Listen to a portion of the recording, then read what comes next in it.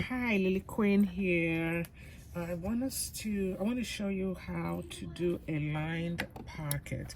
This is a patch pocket. Is going to sit on top of a tote bag where we stitch. This is the top where we're going to stitch 1/8 of an inch on the edge and the bottom, and then this becomes the top. Much like, show you this tote bag.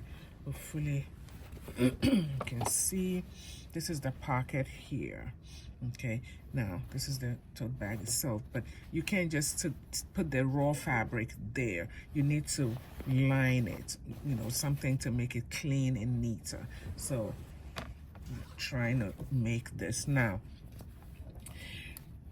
Always cut the lining about 1 inch less than the fabric itself. So this is the lining fabric. This is the fashion fabric, like we'll call it. This is going to be the pocketbook or the tote bag. This is about 8 by 8. Okay, the main fabric is about 8 by 8, so that means this lining will be 8 by 7, or it could be any size you want. It's your pocket. You can decide to make it 8 by 9, 9 by 9, 7 by 7, but the lining always on one side has to be like 1 inch less. All right, so now we're going to, I set my machine already. We're just going to sew. I'll put the edge right on the edge of the presser foot, so that I will be stitching exactly 3/8 of an inch, and I'll stitch that one side.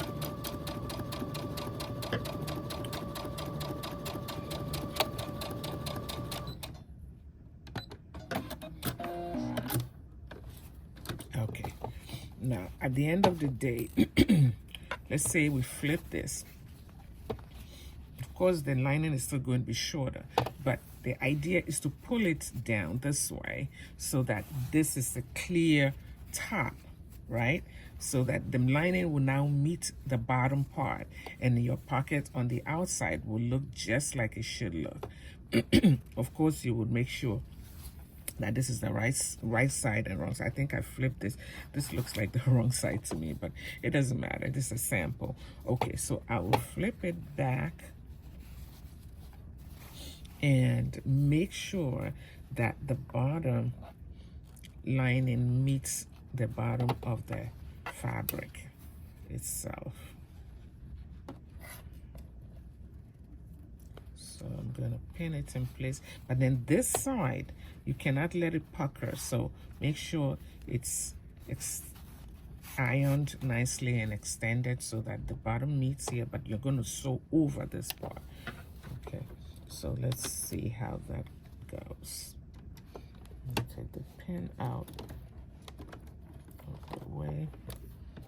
Again, it's exactly next to the presser foot edge. And we're stitching 3/8 of an inch. You can make it 1/2 inch depending on the final size you want. All right, and then do the same thing here. Make sure nothing is puckered, and position it edge to edge.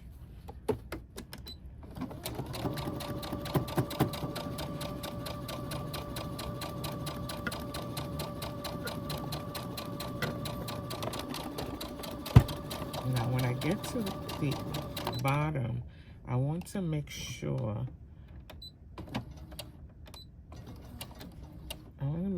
that when I lift and turn, I'm getting exactly 3/8 of an inch. Let me bring it forward, and exactly on this edge over here, that I'm getting exactly 3/8 of an inch. Now this is where I need to leave a little space. I'm going to leave about 2 inches from the end here, so I can turn it inside out with that space. So I'm just completing it. This is the bottom part, also 3/8 of an inch, and and there. Okay, so now everything is done. I'm going to grab the bottom and turn it inside out. You put your finger in it and you turn neatly and turn the whole thing inside out.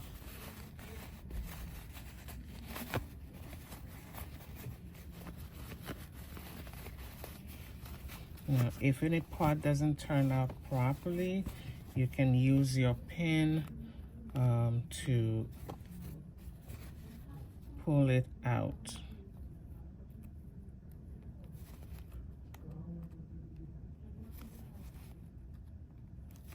Like that.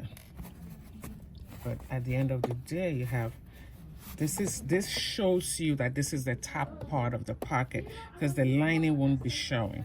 And then you have your bottom looking like this. But then your hole that you created has to be closed. So you would match it exactly like the rest of the bottom, and you will pin just to make sure that it is in place.